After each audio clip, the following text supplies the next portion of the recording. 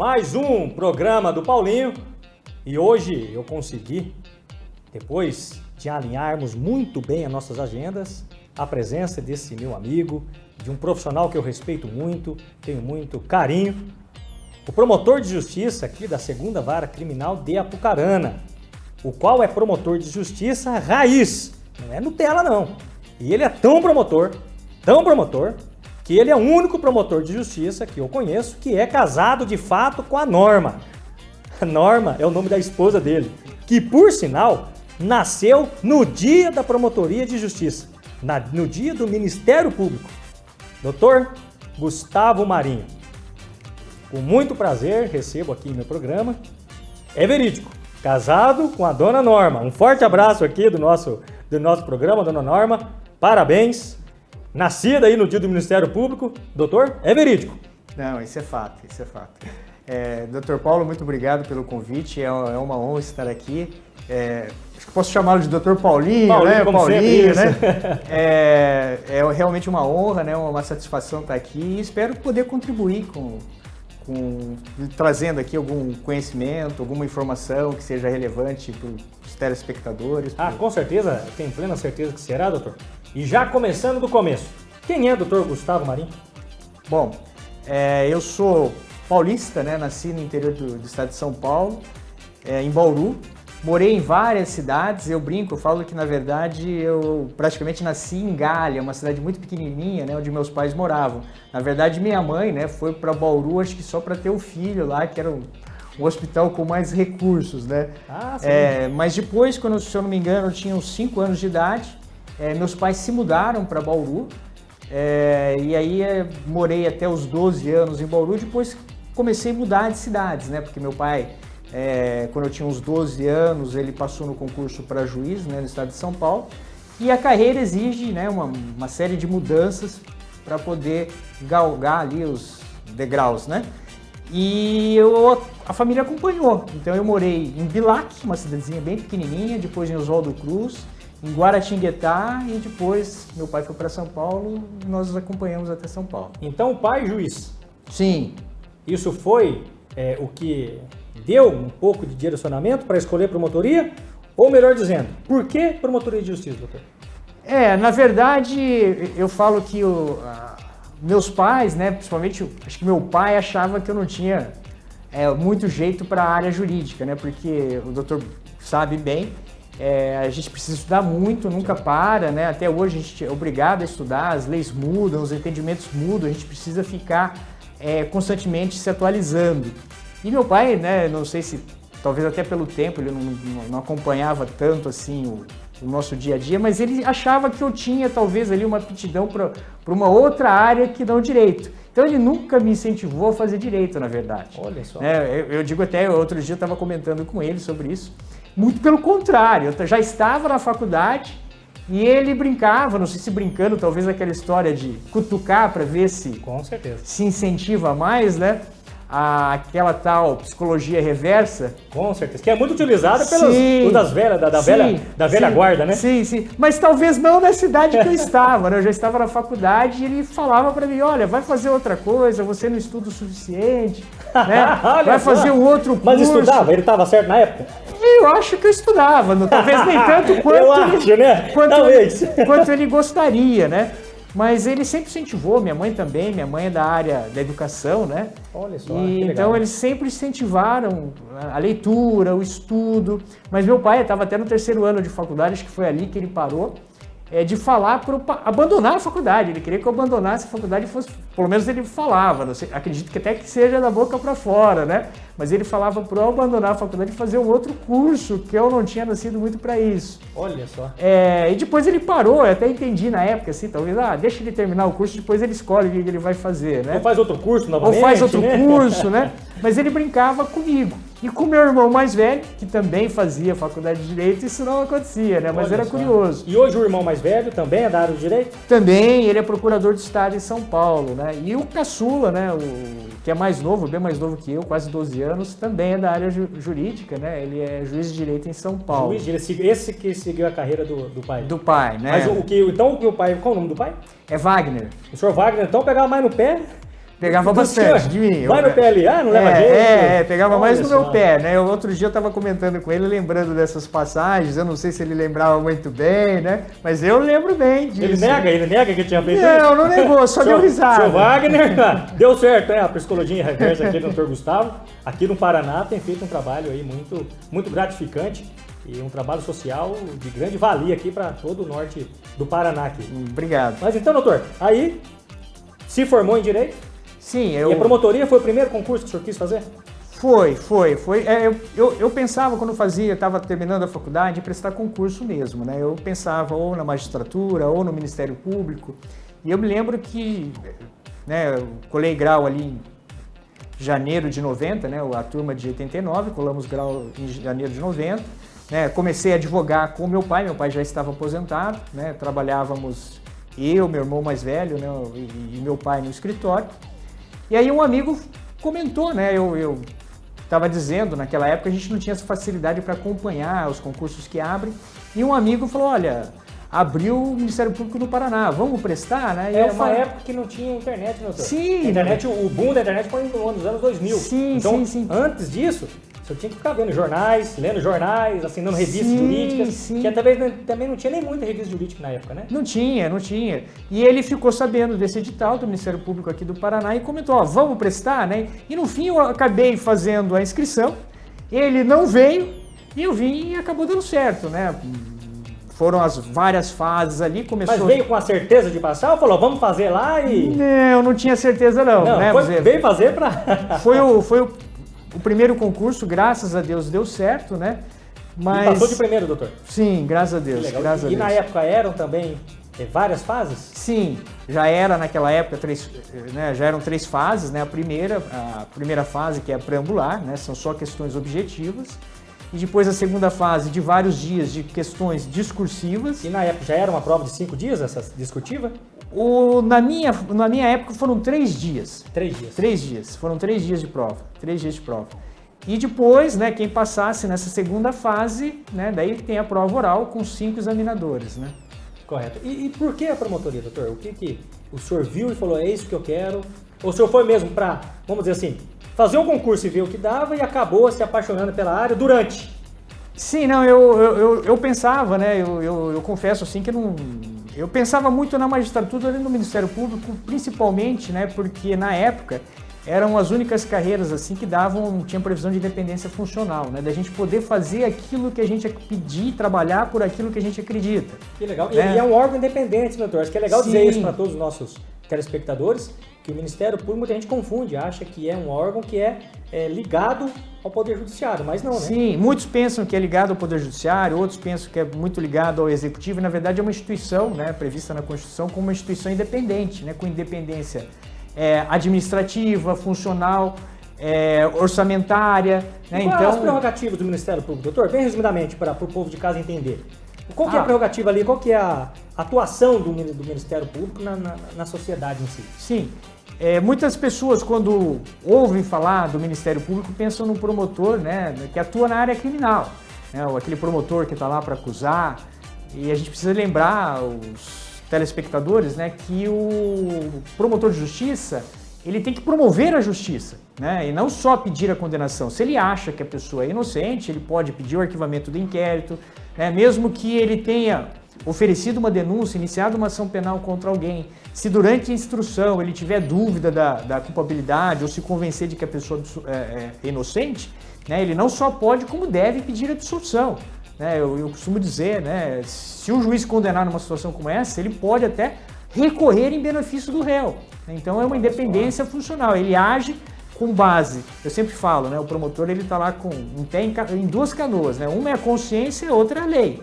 Né, mas ele se guia por essas 2 vertentes, né, a consciência e a lei. Se ele acha que é inocente, ele pode, né, pedir a absolução, pode recorrer em benefício do réu, ele pode pedir aquilo que ele acha justo. Por isso, daí o nome, né, promotor de justiça. Sim. Mas assim, doutor, se o promotor pede a absolução, sendo titular da ação, que é o senhor que inicia a ação penal, Sim. Né, com a denúncia, e o juiz não concorda, ele pode ir contrário à decisão do senhor, Sim. seja para ser absolvido ou seja condenado?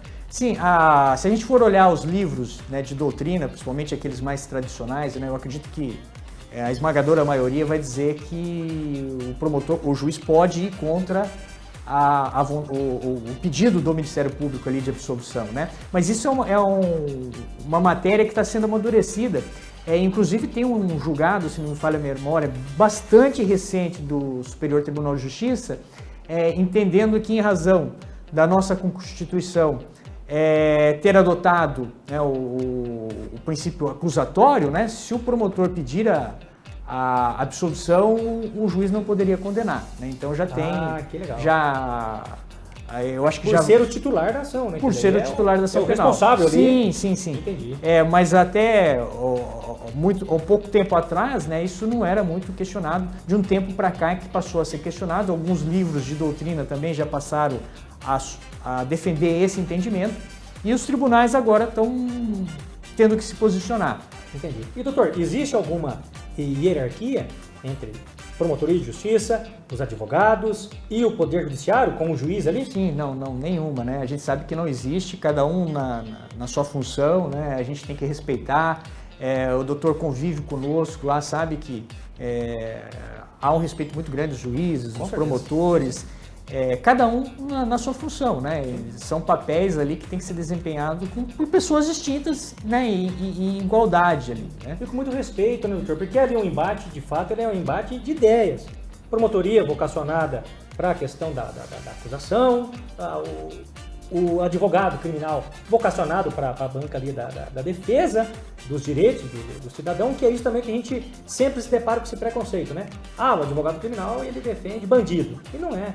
Ele defende os direitos alegados da Constituição, né? E tudo mais. E o promotor de justiça também está ali não apenas para acusar, mas para trazer ali a verdade dentro de um processo criminal. Mas não fica só limitado a isso, né, doutor? O senhor também foi atuante também há muitos anos na vara de família. Sim. Que é também uma das atribuições. Como é que funciona isso? O promotor de justiça escolhe onde ele quer ficar, em qual área atuar ou não? Olha, de regra funciona assim, né? O promotor é aprovado num concurso, ele vai trabalhar numa comarca de porte médio, onde ele vai ter contato com promotores mais experientes, né? Ele como promotor substituto, né? E ali ele vai desempenhar suas funções.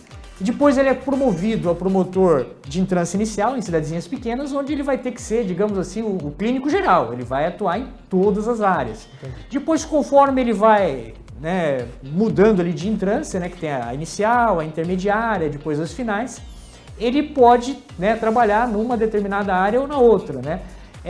No começo não tem como escolher, né? Na inicial ele vai ser, muitas vezes, ele vai ser o único promotor ali da comarca que vai ter que atuar em todas as áreas.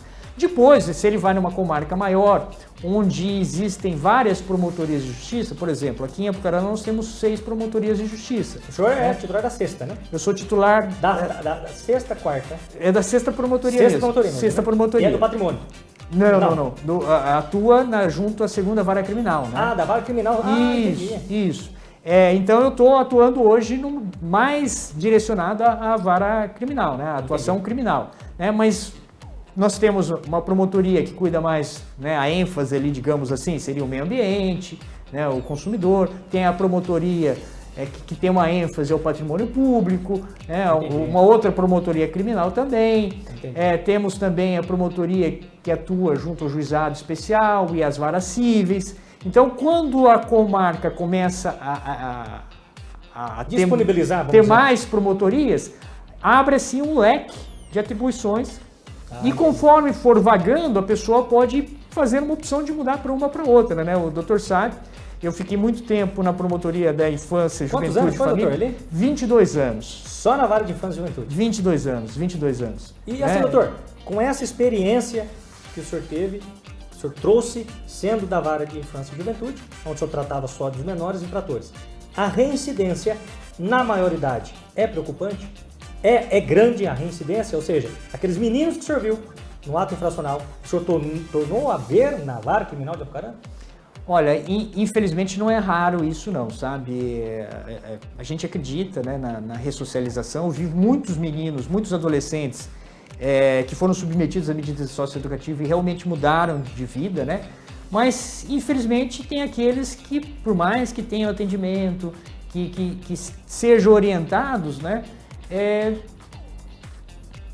não quiseram mudar, Mas né? a proporção é maior de reincidência ou não? Eu acho que não, eu acho que não. Eu acho que o percentual é menor, tá? Tem inúmeros adolescentes que eu não vejo mais, né? Que eu nunca mais vi, tem vários também que eu reencontrei na vara criminal, não vou negar isso, né? Mas a grande maioria consegue sim, felizmente, mudar de vida.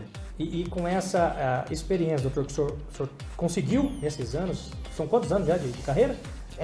Eu assumi em 91, né? Já tem 31 anos de Ministério Público. 31 anos de Ministério Público. Então, com essa experiência que o senhor teve, teria um crime que o senhor diga assim, isso aqui é o que abre para todos os demais? Com certeza é o tráfico de drogas, né? Tráfico de drogas. Tráfico de drogas. Seja no comércio ou seja também no uso, né? Porque o usuário também, ele acaba cometendo crimes no decorrer. Sim, muitas vezes para financiar o próprio vício, né? Entendi.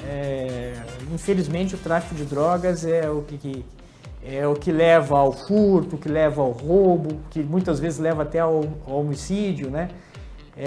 Infelizmente o que mais me preocupa realmente é o tráfico de drogas. É o tráfico de drogas, né? E eu percebia isso muitas vezes no adolescente mesmo. É por isso que eu falo, eu acho que a educação, né, e a família que são os sustentáculos ali que evitam mesmo o envolvimento, né? O alicerce. E quando esses dois alicerces não estão bem fundamentados ali, causam problema. Como eu trabalhei muito tempo na promotoria da educação também, junto com a família e infância, né? Eu sei bem que quando o adolescente ele foge da escola, ele deixa de frequentar a escola, é muito preocupante. Eu costumava, nessa época que trabalhava, frequentar muitas escolas, né? Conversar com os professores, conversar com os alunos, falar sobre o Estatuto da Criança e do Adolescente. Muitas vezes eu falava para os próprios professores. A gente sabe que professor é ser humano, né? E que muitos são... a esmagadora maioria é vocacionada mesmo, quer estar lá, quer ajudar, quer instruir, quer que o seu aluno cresça, quer ter orgulho do aluno, né? Com certeza. E eu comentava com os professores o seguinte, né? Eu falava que às vezes a gente sabe também que tem aqueles alunos que ficam lá tumultuando o ambiente. Até nas minhas palestras eu percebi que sempre tinha aqueles que também... E aluno é aluno, né, doutor? Eu sempre ouço, aluno é do prezinho a faculdade, o aluno sempre vai ter alguns bardeneiros também ali, sempre. E eu falava para os professores, né, que eu até imaginava que alguns poderiam ter esse tipo de sentimento, de entrar na sala de aula num determinado dia e não encontrar aquele aluno que costumava dar dor de cabeça. Justamente. E se sentir aliviado. Eu falava, não, pelo amor de Deus, não se sinta aliviado. Porque se ele não está ali, ele deve estar fazendo, né, aprendendo coisas erradas na escola. Então, eu pedia muito, né, que a escola fizesse buscas ativas, que o conselho fosse atrás. Porque a gente sabe que quando abandona a escola, muitas vezes, né, é para fazer coisa errada na rua. Com certeza. E é isso, doutor, o que eu sempre digo também que não é essa questão, não é questão de posses, não é questão financeira. A educação, ela tem que estar e ser o número 1, né, doutor? Dentro de qualquer família. O que o senhor conquistou durante a vida, a família do senhor foi com a educação. Exclusivamente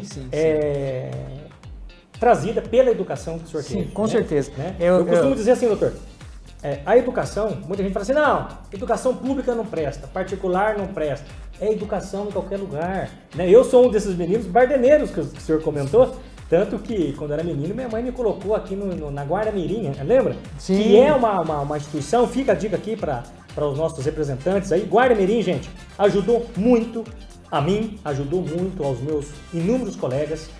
Também tivemos, né, doutor, até experiência, alguns foram pro lado errado da vida, mas depois conseguiram voltar mais uma vez pelos ensinamentos que trazia essa Guarda Mirim. Então assim, por mais que é bagunceiro, vai lá, fica de olho nele, tenta controlar, que assim, geralmente o que falta é só um apoio, é só uma... Passou um juiz por Apucarana, né, Dr. Fogler, que foi um dos melhores juízes, na época ele era substituto, mas foi um dos melhores juízes com quem eu trabalhei, como ser humano também.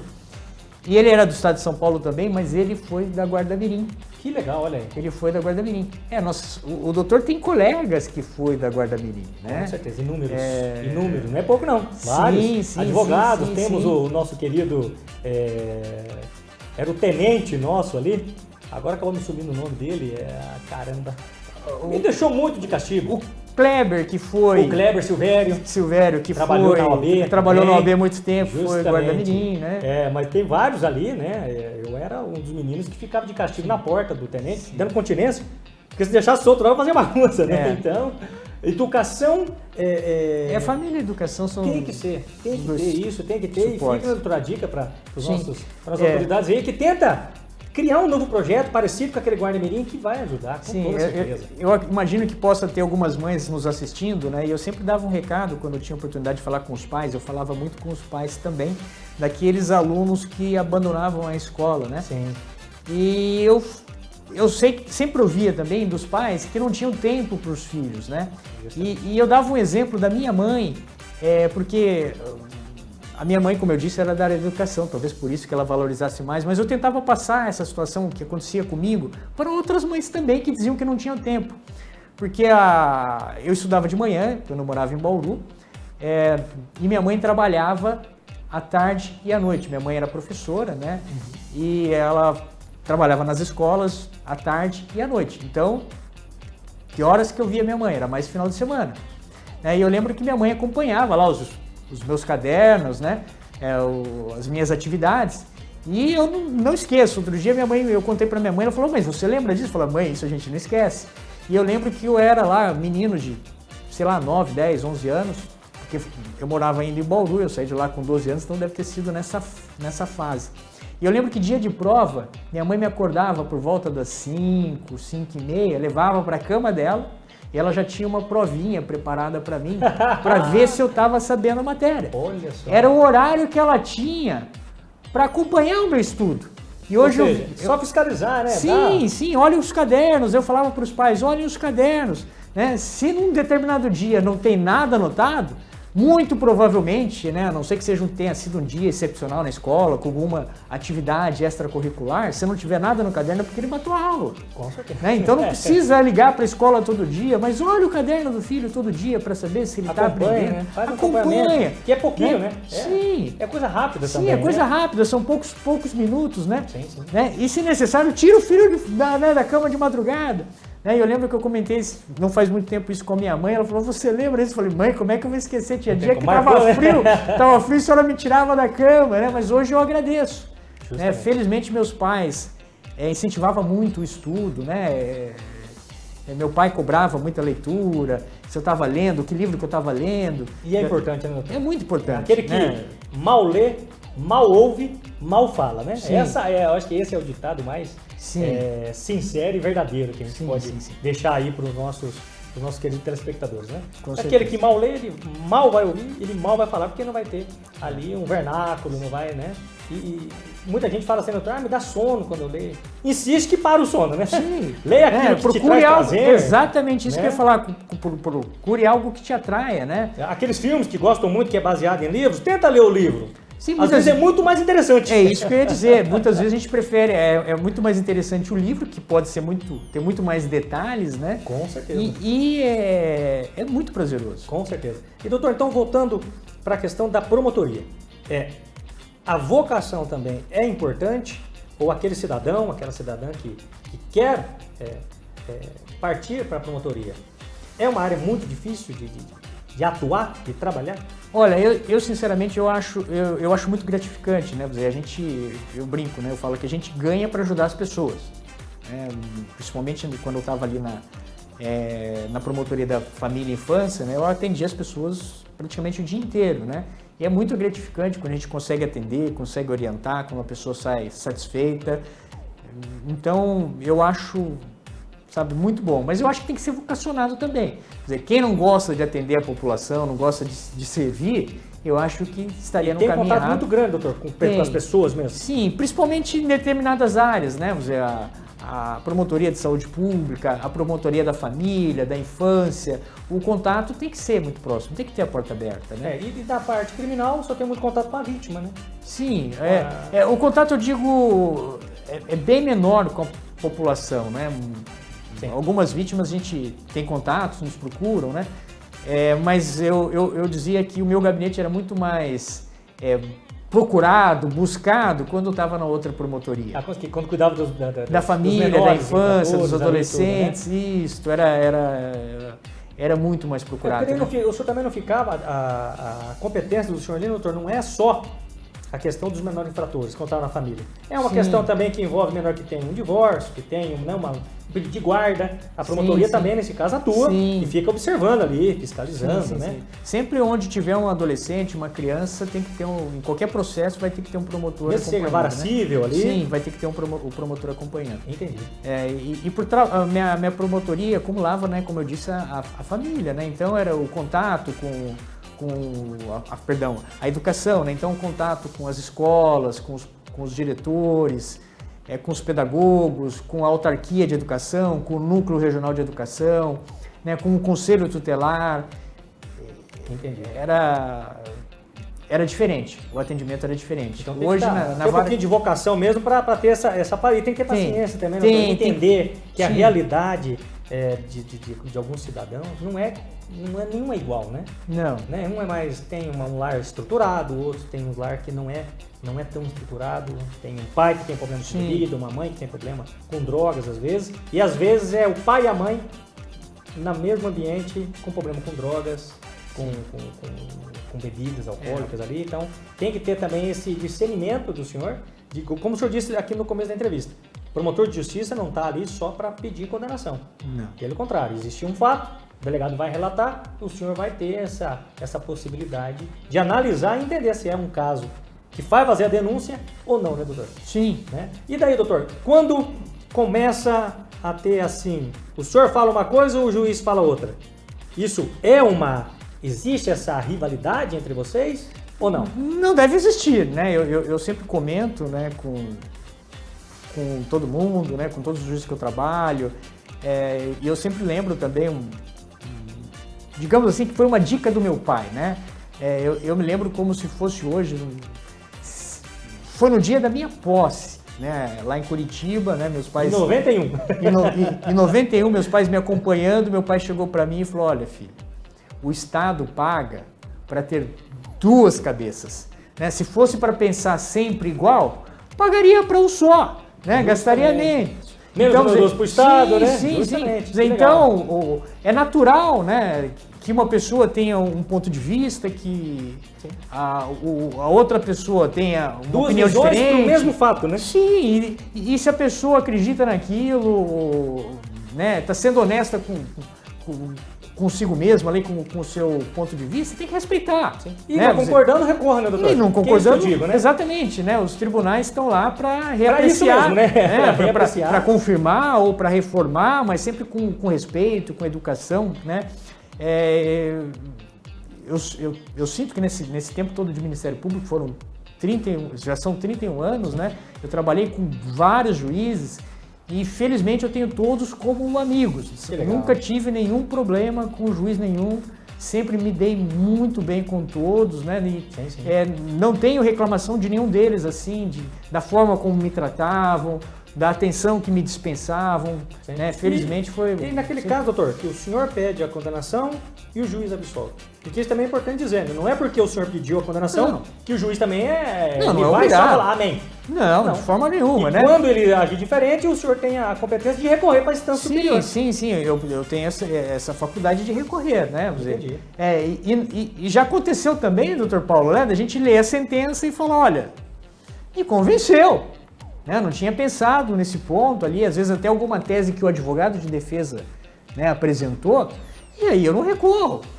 Né? E é um direito de vocês, é uma autonomia que vocês têm como promotores de justiça, né? De recorrer ou não. De recorrer ou não. E doutor, algum caso, o senhor relembre assim, que o senhor faria esse caso, para mim foi assim, não chocante, mas esse primeiro caso, um caso assim de repercussão que o senhor fala, esse caso foi um caso grande que eu participei e me trouxe várias lembranças. Tem algum que o senhor poderia compartilhar com nós?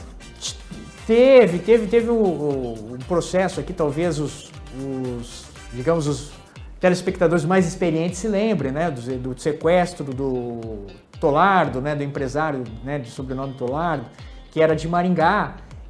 Ele foi sequestrado pela quadrilha dos irmãos Oliveira. Esse nome é bem conhecido, a quadrilha foi Sim, bem conhecido na região. Foi muito. Eu lembro que teve uma matéria de várias páginas na revista Veja sobre essa quadrilha dos irmãos Oliveira. E o senhor atuou no caso? Atuei no caso. Foi a mesma quadrilha que sequestrou o irmão do Zezé de Camargo.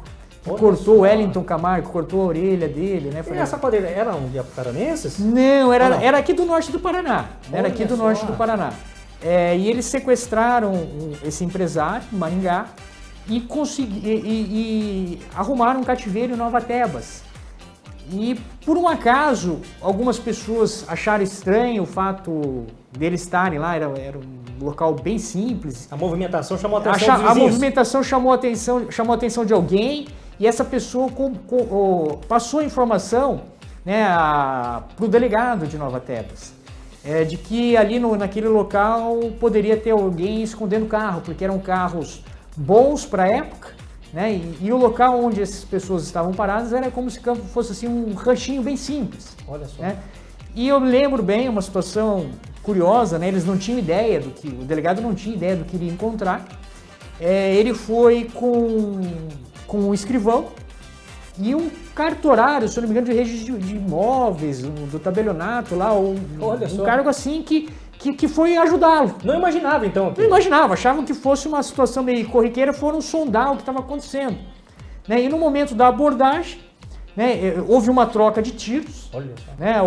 Pelo que eu lembro do processo, o Manuel falou que eles iriam se entregar, e quando o delegado, outro policial e esse servidor do judiciário, não era nem policial, se aproximaram, eles abriram fogo.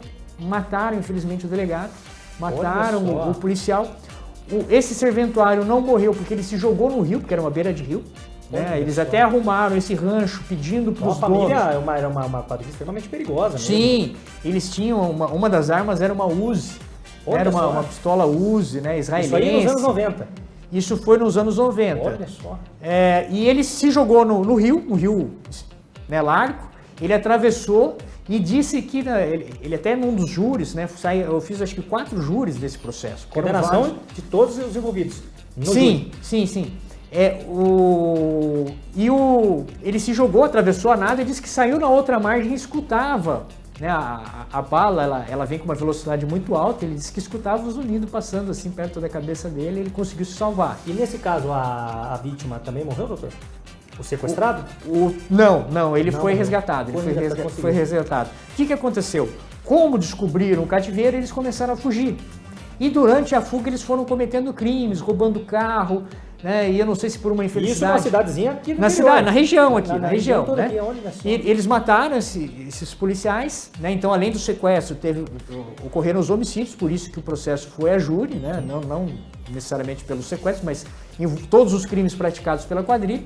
E eles começaram a fugir, teve troca de tiro, né? Na troca, num dos momentos que teve troca de tiro, um dos bandidos foi atingido, eles conseguiram fugir da polícia, substituíram esse baleado por um outro bandido, né? E continuaram estruturado, então. Sim, continuaram fugindo, né? E o que aconteceu? Durante a fuga, o carro quebrou, os carros quebraram várias vezes, até que no momento de fuga eles entraram num ônibus que estava indo aqui em direção ao Novo Itacolomi. E a polícia descobriu, cercou o ônibus, furou os pneus do ônibus, fez um cerco. E estava naquele impasse, né? Então aquela foto que tem, que muito, você coloca Irmãos Oliveira, aparece a foto de um ônibus, não era sequestro do ônibus, então. Ele foi seguindo esse crime que iniciou lá no sequestro. Sim, começou no sequestro do empresário, e aí durante a fuga eles entraram no ônibus. Né? Renderam ali o motorista, renderam todo mundo, e até que a polícia conseguiu alcançar o ônibus, furou os pneus e eles tiveram que parar. E eu me recordo que um advogado, se eu não me engano, de Jandaia, agora... Isso mesmo, você teve lá no local, né, para negociar, isso, né? Que era advogado do Manuel, né? Isso é o que consta nos autos. Até foi um advogado que não se sabe em que circunstâncias foi assassinado depois, um tempo depois. Justamente. Mas ele entrou no ônibus para tentar negociar uma rendição. Quando ele viu que não ia ter acordo, ele falou, olha, então tá, não tem acordo, eu vou sair. Aí o Manuel falou, não, você entrou, você é um refém a mais. E não deixou o advogado sair. Sequestrou o advogado criminalista ali. Sim, né, você não deixou o advogado sair. E o que aconteceu? O Ivalino, não sei se foi pelas circunstâncias ali da situação, ele achou que fosse morrer, ele se jogou pela janela do ônibus e se refugiou embaixo do ônibus. E o Manuel começou a atirar no assoalho do ônibus para atingir Olha o só. advogado. Nesse momento, a polícia invadiu o ônibus. Né? Invadiu o ônibus, teve uma troca de tiros. Infelizmente, uma pessoa que estava lá assistindo, né, um curioso, foi atingido e faleceu também, né, na troca de tiro. Não se sabe quem atirou. Né? E aí eles conseguiram capturar o Manuel de Oliveira. E dos bandidos, nenhum faleceu nesse episódio. Se não me engano, um faleceu sim. Ah, não, faleceu esse que eu falei que teve a troca, mas não tinha falecido, só foi... Não, ferido, esse não faleceu. Se eu não me engano, ali na troca do ônibus, eu acho que teve um que faleceu. O Manuel de Oliveira tomou um tiro ali, inclusive um dos tiros pegou na testa dele, mas a bala, não sei se estava fraca ou... Pegou na cabeça e pegou na desviou. Testa dele e desviou. A cabeça dura mesmo. Pegou na testa e desviou, ele foi preso e ele foi a júri depois de muito tempo. Esse inquérito foi até o STJ, porque foi suscitado o conflito de competência e o STJ decidiu que seria aqui em Apucarana. E eu me lembro bem que no primeiro júri, estava naquela discussão que o promotor iria fazer o júri, né? E eu lembro que eu acabei fazendo junto com o Dr. De Lázari, que era promotor aqui, depois foi secretário de segurança, Sim. né? Dr. De Lázari, nós fizemos esse primeiro júri junto. Foi o único júri que ele fez comigo, depois ele foi promovido para Londrina, e os outros aí saíram júris. No primeiro júri foi o Manuel e o Wilson. O apelido do Wilson, lembro bem, era meia cabeça, porque ele tinha sofrido um acidente, se não me engano, tinha uma placa na cabeça, que era um outro bandido, que foi o bandido que arrumou o local do cativeiro. Entendi. E ele foi absolvido, esse Wilson, no primeiro júri. Entendi. E aí eu recorri, o tribunal reformou, ele foi a novo júri e foi condenado. E aí também, de outros 2 réus, saíram outros 2 júris.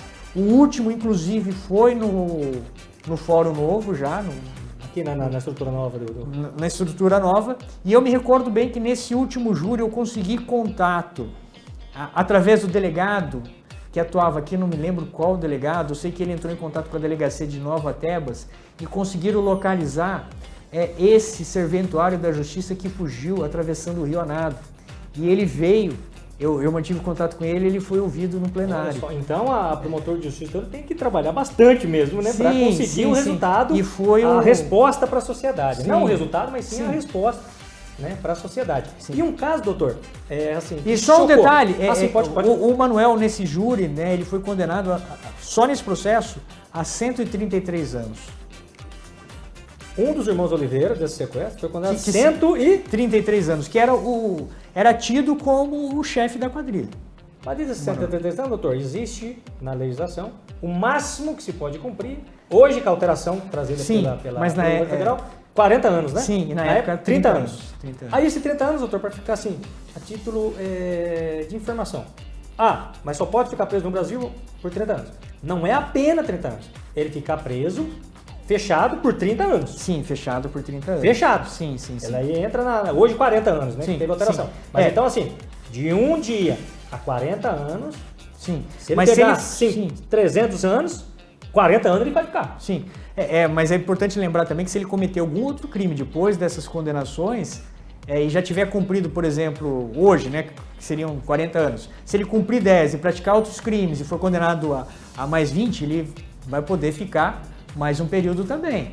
Mais de 40, aí faz Aí, vamos dizer, unifica a pena novamente para 40 anos. Então pode ser que uma pessoa fique mais de 40 anos preso. Isso por fato posterior às condenações. Sim, né? porque muita gente fala assim, mas a lei no Brasil é falha, a lei do Brasil não deixa preso.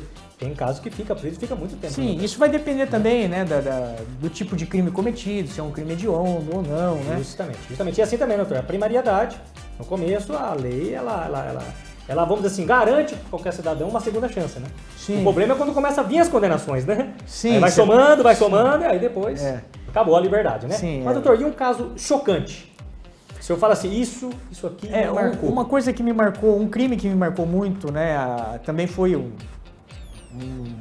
um júri que eu fiz, que foi um crime que ocorreu em Faxinal e foi julgado aqui em Apucarana, né? Houve o desaforamento, né? Pro telespectador que não entende, o desaforamento é quando, por alguma razão, às vezes, a justiça entende que aquela comarca não teria ali os jurados não teriam uma imparcialidade para julgar, por alguma razão, né? E decide então que uma outra comarca receba aquele caso para fazer o julgamento. E foi um caso que ocorreu em Faxinal, e me marcou muito porque envolvia uma criança, uma pessoa que era foragida da colônia penal agrícola. Ela acabou se instalando em Faxinal, conseguiu uma casa cedida para uma pessoa que acho que não conhecia o passado dela, e ela acabou atraindo uma criança, né, tinha 7 anos na época, para dentro da casa, onde era um menino. Essa pessoa estuprou o menino e acabou matando, né, esganando, né, por esganadura. E eu lembro que foi uma situação assim muito triste, porque o menino desapareceu, ninguém sabia o que tinha acontecido com ele. Faxinal, na época, também, acho que era uma cidade de porte médio para pequeno. A comunidade se comoveu com aquele desaparecimento. Eu lembro que carros de som divulgavam, chamavam. Deu uma repercussão grande na cidade. A cidade inteira se mobilizou para tentar localizar a criança. E depois de horas de procura, alguém ficou sabendo e comentou que tinha visto essa pessoa estava instalada numa casa muito próxima da família. Era amigo da família? Da família. Amigo não, acho que não era amigo, mas acho que estava ali há pouco tempo também, mas estava ali instalado numa casa nas proximidades, quase que vizinho. E uma pessoa chegou para os policiais, para os parentes, e falou: olha, eu vi o menino entrando nessa determinada casa. E até foi comentado, lá teve testemunhas que disseram que viram o réu saindo dessa casa e perguntaram para ele se tinha visto o menino, porque ele morava ali próximo. E ele havia dito que não. Ele tinha saído da casa, acredito que diante da repercussão ele já estava pensando numa fuga. E como houve essa informação, o pai da criança acabou ali, né, acompanhado dos policiais, invadindo a casa. E o próprio pai se deparando ali com o corpo do filho. Foi uma coisa assim, uma história assim, horrível. Chocou o pai, chocou o senhor como professor. Chocou muito. É que nós também somos, os profissionais da área do direito, da parte criminal, também tem emoção, né, doutor? Sim, também tem sentimentos, com certeza. Também fica abalado, é complicado, né, doutor? Eu lembro muito bem que o perito ficou muito abalado e ele registrou em vídeo o exame no corpo da criança. E eu resisti muito tempo para ver esse vídeo, mas eu sabia que eu precisava ver. Com certeza. Para saber o que eu ia mostrar, se eu ia mostrar para os jurados, de que jeito. E eu lembro que foi um júri assim, muito difícil para eu estudar, né? Para mim a prova era muito boa, né? Porque viram a criança entrando, essa pessoa morava sozinha nessa casa, ninguém presenciou o ato em si, mas viram a criança entrando, a criança não saiu, a criança foi encontrada lá dentro, essa pessoa morava sozinha, essa pessoa responsável pelo imóvel? Tinha um histórico, né, de abuso sexual. Ele já era foragido de outro crime. De outro crime por abuso sexual em Carlópolis, né? Eu me lembro bem dos detalhes. Foi um júri muito difícil para estudar, né? Eu lembro que... E o júri, doutor, ele é aberto ao público? Sim. O cidadão pode ir lá assistir? Tem um júri marcado, ele pode ir lá assistir? Sim, o cidadão, né, inclusive, ele pode, se quiser, se habilitar para ser jurado, né? Se ele achar que tem essa vocação, né, e tiver interesse, ele pode procurar o fórum, né? Se ele não tiver antecedentes, tiver uma conduta ilibada, ele pode se habilitar lá para ser jurado, né? E acompanhar todo esse processo. Sim. Que o júri, doutor, ele é um processo à parte dos outros criminal, né? Ali é um momento onde as emoções também afloram, né? Nesses tipos de casos, né? Com certeza, o senhor também teve inúmeros outros casos que marcou, também, seja a pior, ou seja, né? Mas esse é um caso, então, que para o senhor, como profissional, foi o que mais marcou o senhor diante do fato das circunstâncias que ocorreu ali, né? Então o júri ele é aberto ao público. Tem exceções, doutor? Tem alguns casos que... Sim, quando é um caso que é segredo de justiça, algo assim, então o juiz pode né, determinar que seja feito com as Mas portas é raro, fechadas. né? Isso aí eu acho que É muito poucos raro. casos, A né? regra é, até por ser um julgamento popular, é que seja aberto ao público, né? Então Com as pessoas que quiserem assistir, e eu até recomendo, né, quem tiver interesse, Sim. que vá, porque se ela acompanhar desde o início, ela vai saber receber todo o conhecimento, todas as informações que o próprio jurado que vai decidir vai receber. Com certeza. Né? Então, se ela acompanhar, né, todo o trabalho, né, a oitiva das testemunhas, né, os debates, ela vai ter o mesmo conhecimento que o jurado que vai tem. decidir. Justamente. É porque o legal, né, doutor, que no júri, por exemplo, não é um juiz que decide nada, né? O juiz ali, por mais que ele é o juiz togado, ou seja, ele é o juiz funcional ali, ele está ali só para conduzir, né?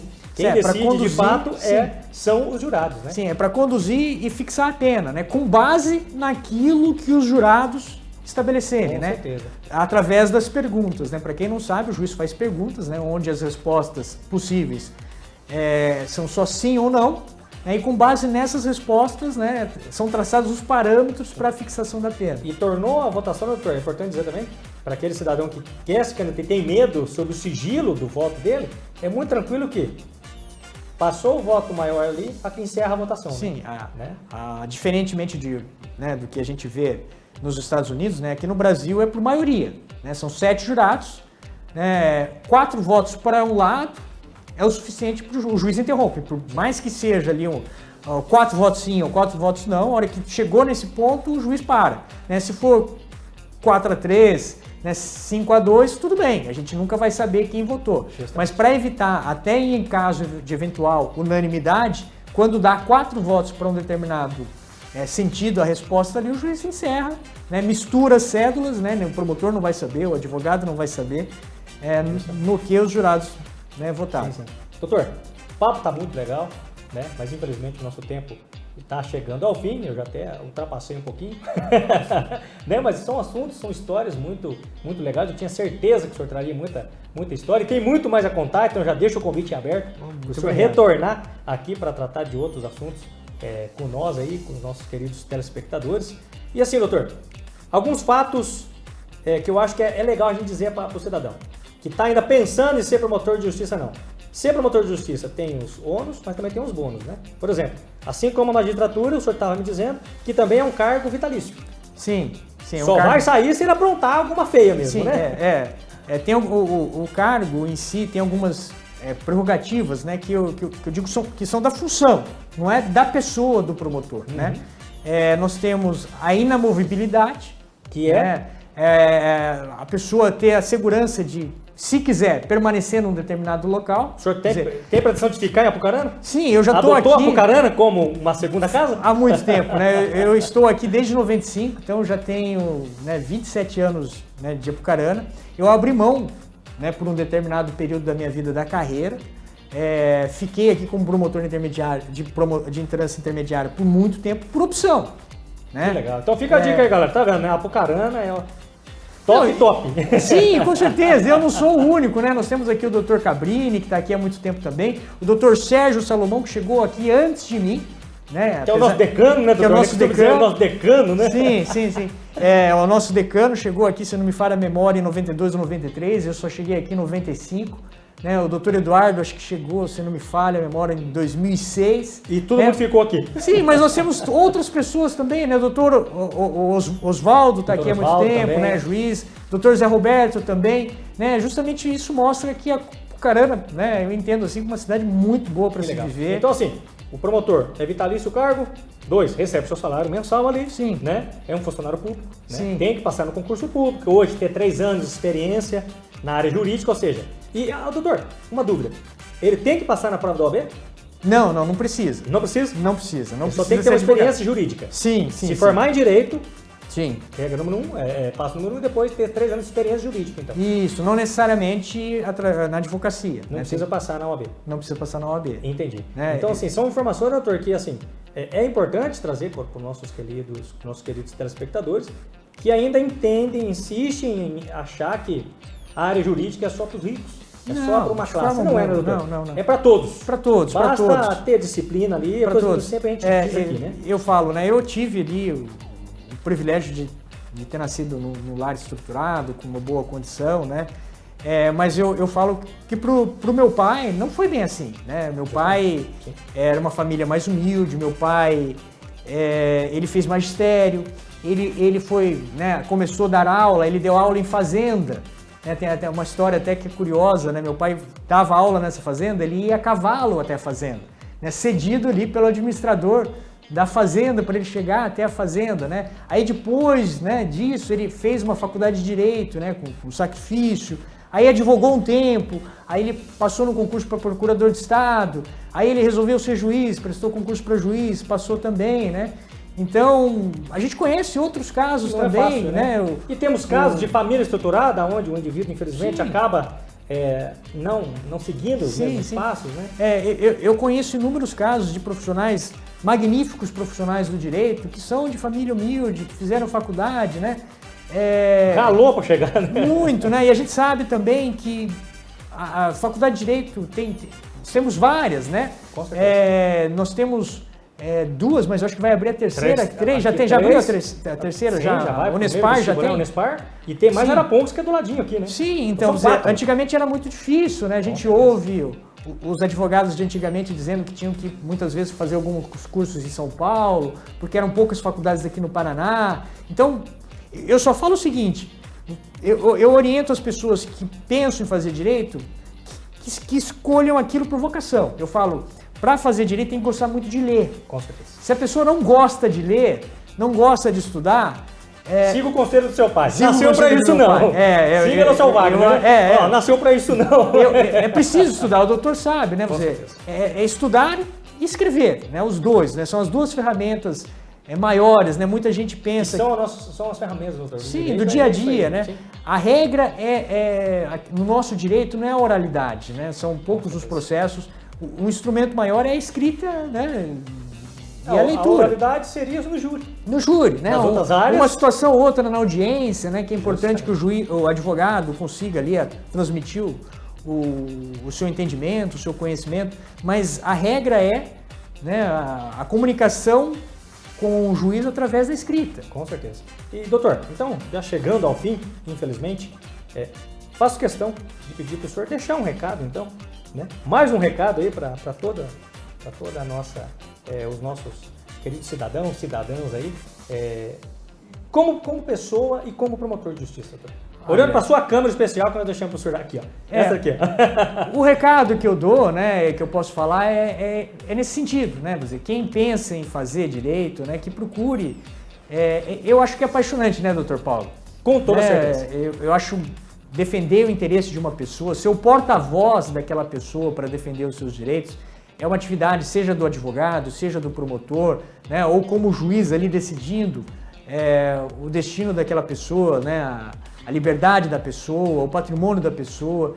Eu acho que exige de todos os profissionais envolvidos muito empenho, né, muita seriedade. Com certeza. Então, que se quiserem fazer um curso, né, mas que façam bem feito realmente, né? E responsabilidade acima de tudo, né, doutor? Com certeza, né? A gente não pode brincar. Se aventurar. Se não é da sua alçada, né, não pode arriscar, né? Não. Tem que estudar bastante, tem que se preparar. Não pode ir, assim, digamos assim, com a cara e a coragem só. Não, tem que trazer uma bagagem atrás, né, para poder saber realmente defender o interesse do seu cliente. Porque é a liberdade, é o patrimônio, muitas vezes a saúde do seu cliente que está em jogo. Então, se for fazer uma faculdade de Direito, procurar fazer bem feito. A gente sabe que os cursos são bons, né? Mas é muito também do empenho do aluno. Com certeza. Não adianta eu sempre digo, doutor, não há faculdade, não faz o aluno. É o contrário, né? Sim, é o empenho muitas vezes ali do aluno, né? Porque as informações, né, são repassadas, são facilitadas pelo bom professor, mas elas também estão nos livros. Então, quem tiver empenho, quem tiver dedicação, vai ser com certeza um bom profissional. Com certeza. Então, é esse o recado. Eu agradeço o carinho aqui com que foi recebido, a atenção. Foi realmente muito prazeroso esse momento. Nós que agradecemos, doutor. Com certeza, mais uma vez repito, foi com certeza muito informativo, né? Essas histórias, né? Essas duas histórias que o senhor contou aí, já dá para ver que com certeza a promotoria também é uma área que traz muita adrenalina também, né? Porque assim, por mais que o senhor não estava lá no momento, o senhor tem que desenhar é todo ocorrido para conseguir ali desempenhar o seu papel, assim como o advogado de defesa, também merecedor de todo o respeito. Com certeza. Ele também tem que fazer todo esse desenho e tentar fazer o caminho inverso, né, para chegar ao resultado que tanto almeja ali, cada um no limite da sua função e razão. Então assim, meus queridos e minhas queridas telespectadoras, encerramos mais um episódio. Agradeço mais uma vez pela sua audiência, pelo seu companheirismo e mais uma vez eu peço para vocês, não deixem de assistir pelo canal 38 de televisão, não deixem de seguir, compartilhar, participar do nosso canal também, do YouTube, para assim a gente conseguir estar dando prosseguimento nesse programa, que eu estou extremamente feliz, juntamente com o meu produtor / diretor, Fontana, também com toda certeza estamos fazendo o máximo para trazer muito conteúdo interessante para vocês. E hoje fica aquela dica, se você não tem nenhuma pessoa a quem você se espelhar, seja você mesmo essa pessoa. Vá para cima, conquiste seus objetivos, que com a graça de Deus, muita dedicação e muita disciplina, você também chega lá. Um forte abraço aqui do Paulinho e até uma próxima!